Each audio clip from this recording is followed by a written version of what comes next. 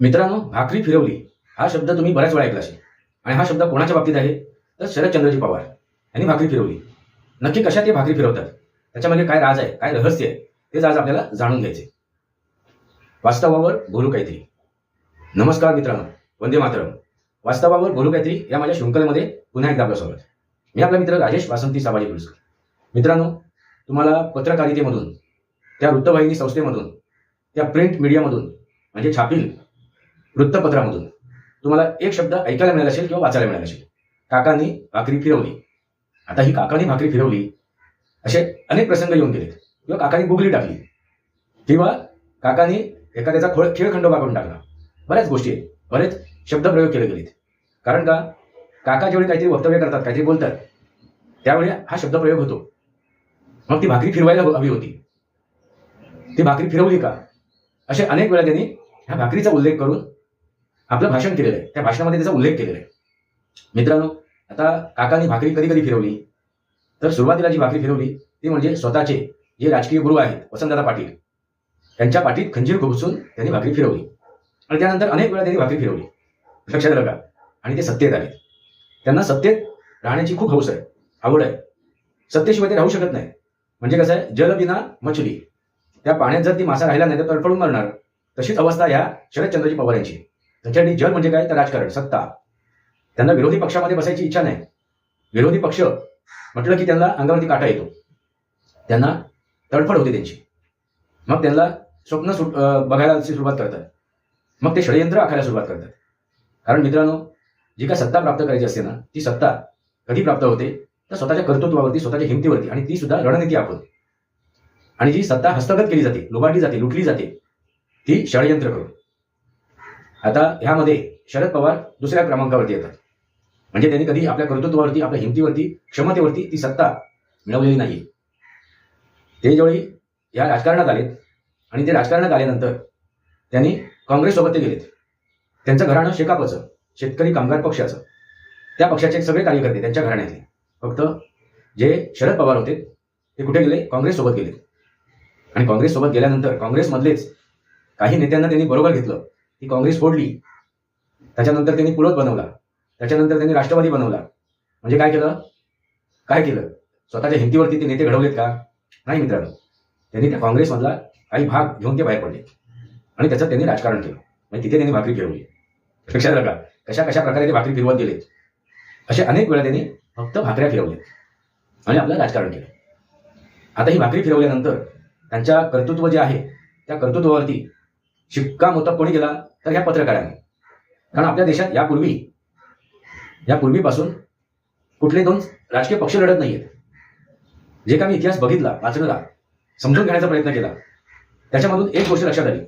मग त्यावेळी वर्तमानपत्र असो, म्हणजे छापील ते वर्तमानपत्र असो, किंवा ते आता जे डिजिटल मीडिया आहे, आज आपण डिजिटल मीडियामध्ये आहोत, सामाजिक माध्यमामध्ये आलो.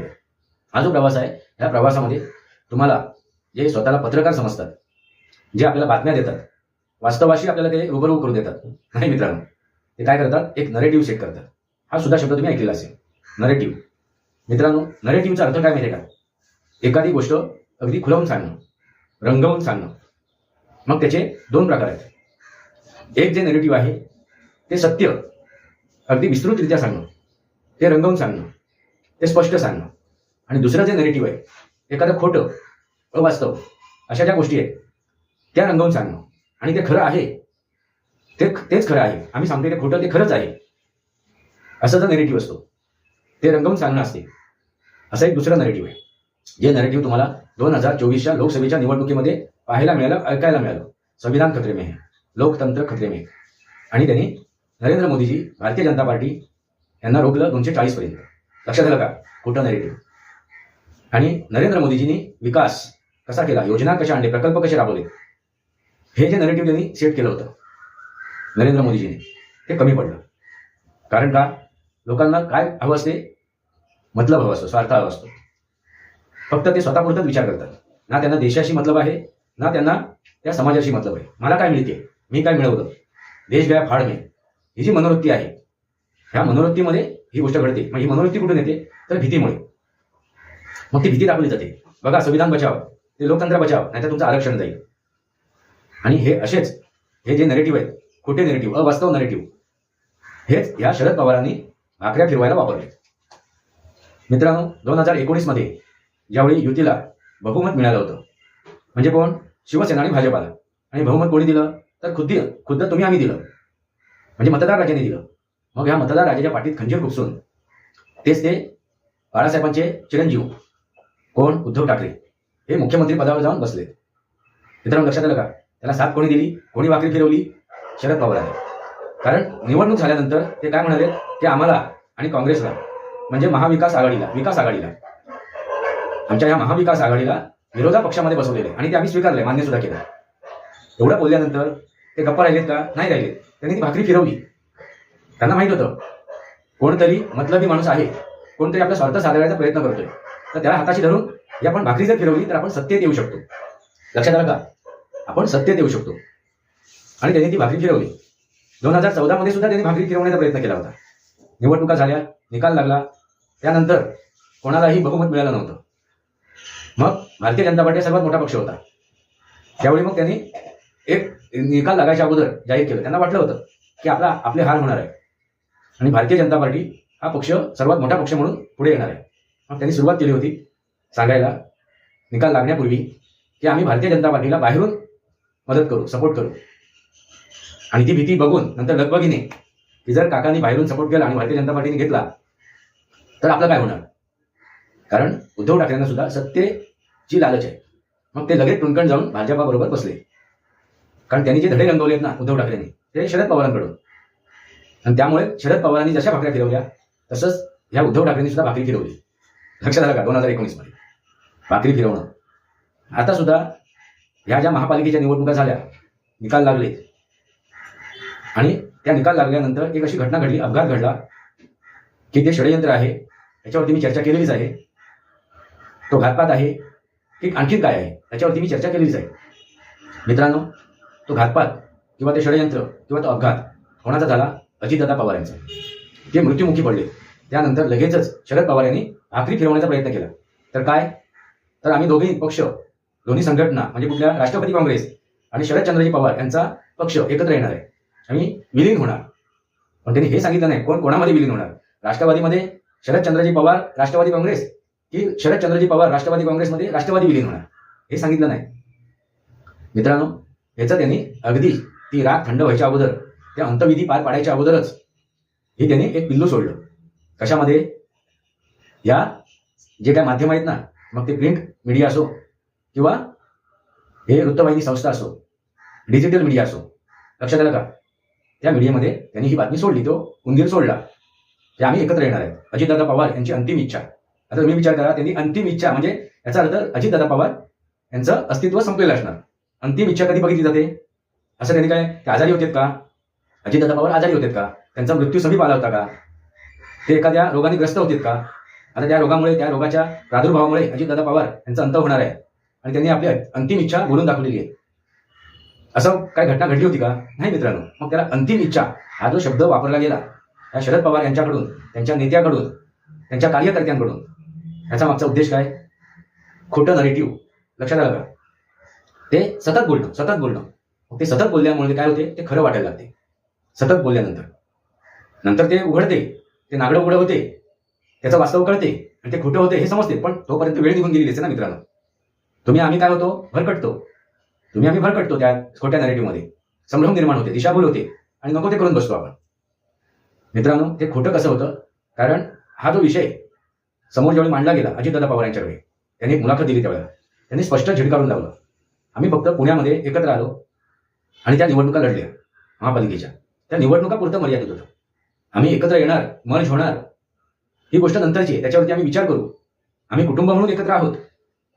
आता आम्ही कुटुंब म्हणून एकत्र आहोत, पण ते दोन पक्ष एकत्र करायचे की नाही, विलीन करायचे की नाही, मर्ज करायचे की नाही, हा प्रश्न उपस्थित होत नाही. जर ते अगोदर करायचं असतं तर मी अगोदर वेगळा झालोच नसतो ना. हे एकत्र करण्यासाठी मी वेगळा झालो का, हा प्रश्न त्यांनी त्या पत्रकाराला विचारला. याचा अर्थ काय होतो? त्यांची ही इच्छा होती का? नव्हती. सरळ साधा प्रश्न आहे. मग ही भाकरी फिरवण्याचा का प्रयत्न करतात शरदचंद्रजी पवार? त्यांनी ती भाकरी थोपट थोपटायला सुरुवात केली. मर्ज होणार, विलनीकरण होणार आणि ही अंतिम इच्छा. पण ती भाकरी थोपटत असताना, ती बनवत असताना काय झालं, त्या सुनित्रा पवार यांनी काय केली, शपथविधी घेतली. चुलाही गेली आणि तवाही गेलं आणि हाती आलं ते भाकरी थोपाटणं. लक्षात आलं का? चुलाही गेली आणि तो तवाही गेला, हाती आलं भाकरी धोपाटणं. अर्थ समजला का मित्रांनो? हे शरदचंद्रजी पवार कशा प्रकारे भाकऱ्या फिरवतात. भाकरी फिरवणं म्हणजे काय, तर षडयंत्र आखणं. त्या आज सगळ्यात ते करत गेले, वागत आले, त्यांच्या त्या वृत्तीमध्ये आहे. म्हणजे आता शेवटचा क्षण त्यांच्या जवळ आलेला आहे, पण त्यांची ती अंतिम इच्छा पूर्ण करण्यासाठी ती भाकरी थोपटतायत. पण ही भाकरी थोपटतात, ती भाकरी फिरवतात, याचा अप्रूप कोणाला आहे, तर ह्या मीडियाला आहे. मग ते प्रिंट मीडिया असो किंवा इलेक्ट्रॉनिक मीडिया असो. लक्षात आलं का? भारत स्वातंत्र्य झाल्यापासून ह्याच मीडियाने विरोधी पक्ष म्हणून ह्या निवडणुका लढवलेल्या आहेत. अगदी नेहरूंच्या काळापासून, इंदिरा गांधींच्या काळापासून, अगदी आजच्या ह्या वर्तमान परिस्थितीमध्ये सुद्धा. बघा तुम्ही जर तुम्ही जुने वर्तमानपत्र शोधून काढाल तर त्याच्यात तुम्हाला असे अनेक अग्रलेख वाचायला मिळतील. पानं एक अशी पानं तुम्हाला वाचायला मिळतील. त्याच्यामध्ये नेहरू कसे आहेत, इंदिरा गांधी कशी आहे, नेहरू काय करतील, इंदिरा गांधी काय करतील, इंदिरा गांधी कशी भाकरी फिरवतील, याचे गोडवे गायलेले आहेत. आणि गोडवे गाणारे कोण, तर हे सोकॉल्ड पत्रकार, ज्याला आपण चौथा स्तंभ म्हणतो या लोकशाहीचा. हा लोकशाहीचा चौथा स्तंभ नाही मित्रांनो, हा लोकशाहीचा चौथा स्तंभ नाही. त्यामुळे आज सगळ्यात ज्या निवडणुका लढवल्या गेल्या त्याच्यामध्ये विरोधी पक्ष म्हणून हे सगळे पत्रकार, हे प्रिंट मीडिया, हे इलेक्ट्रॉनिक मीडिया आणि आता आलेलं हे जे सामाजिक माध्यम आहे, डिजिटल माध्यम, लक्षात आलं का, हे त्याच्या मागे काम करते. म्हणजे छपाई सुरुवात झाली, छपाई वर्तमानपत्र, त्याच्यानंतर हे इलेक्ट्रिक वृत्तवाहिनी संस्था आल्या, बातमीपत्र आलं, तुम्ही बघताय. त्याच्यानंतर हे सोशल मीडिया आहे. हे सगळं काय करतायत, विरोधी पक्ष म्हणून लढत आहेत. समजते का मित्रांनो? आणि तेच भाकऱ्या फिरवत आहेत. शरद पवार हे फक्त निमित्त आहेत. कारण नरेटिव्ह सेट करणारे कोण आहेत, तर ही मीडिया आहे. हा जो नरेटिव्ह आहे, खोटा नरेटिव्ह, फेक नरेटिव्ह, हा सेट करणारी कोण आहे, ही मीडिया आहे. म्हणून तुम्हाला दिवस रात्र ऐकायला मिळत असेल त्या वृत्तवाहिनी संस्थेमधून, त्या प्रिंट मीडियामधून, त्या छपाई माध्यमातून वाचायला मिळत असेल, ऐकायला मिळत असेल, तर शरदचंद्रजी पवार यांनी गुगली खेळली, भाकरी फिरवली, त्यांचे गोडवे गायले तुम्हाला ऐकायला मिळत असतील. ते कसे काय रणनीतिकार आहेत. ही रणनीती नाही आहे, ते षडयंत्र करणारे आहे. आणि हेच समजून घेणं आवश्यक आहे मित्रांनो. त्यांना जे चाणक्य ही पदवी दिली, कोणी दिली, या पत्रकारांनी. ते चाणक्य नाहीच आहेत. चाणक्याने रणनीती आखली. आणि याच्या उलट जर तुम्ही महाभारत बघितला तर त्या महाभारतामध्ये श्रीकृष्णाने रणनीती आखली होती आणि दुसऱ्या बाजूला षडयंत्र आखणारा तो शकुनी मामा होता. मग शकुनी मामाचं काम, त्याचा रोल हे शरद पवार निभावत आहेत. हे भाकरी फिरवण्यासाठी ते षडयंत्र आखतायत. आणि त्याला हवा देणारे कोण आहेत, त्यांची बातमी पसरवणारे कोण आहेत, तर हे मीडिया. मग तो प्रिंट मीडिया असो किंवा इलेक्ट्रॉनिक मीडिया असो किंवा सोशल मीडिया असो. सरळ साधी गोष्ट आहे मित्रांनो. लक्षात आलं का? भाकरी फिरवणारे कोण आहेत, तर हे प्रिंट मीडिया, इलेक्ट्रॉनिक मीडिया आणि सोशल मीडिया. छपाई माध्यम, इलेक्ट्रिक माध्यम आणि सामाजिक माध्यम. मराठीमध्ये सुद्धा मी तुम्हाला सांगितलं. हे कोण आहेत? भाकरी फिरवणारे, वास्तविक षडयंत्री करणारे, षडयंत्र रचणारे. शरद पवार हा त्यांचा एक मोहरा आहे. आता याच्यातून त्यांना काय साध्य करायचं आहे? काय? डीप स्टेट, पाताळ यंत्री. आणि हे पाताळ यंत्री असंच काम करतात. आणि ह्याच पाताळ यंत्र्यांमुळेच भारताने 2000 वर्ष गुलामगिरीत काढला. आता आपल्याला गुलाम व्हायचा की नाही तुम्ही ठरवा. कारण नरेंद्र मोदीजींनी कितीही विकास केला, कितीही प्रकल्प राबवलेत, तरी सुद्धा यावेळी हे खोटं नरेटिव्ह सेट केलं जाईल. संविधान बचाव, लोकतंत्र बचाव. मग तुमच्यासारखे महाभाग काय करणार? त्यांना रोखणार तुम्ही 240 पर्यंत. आता एक खोटं नरेटिव्ह सेट करण्याचा प्रयत्न केला जातोय. UGC, भाकरी फिरवण्याचा प्रयत्न केला जातोय. UGC, लक्षात आलं का? त्याच्यावरती सुद्धा मी व्हिडिओ बनवलाय, त्याचं वास्तव तुमच्यासमोर मांडलेलं आहे.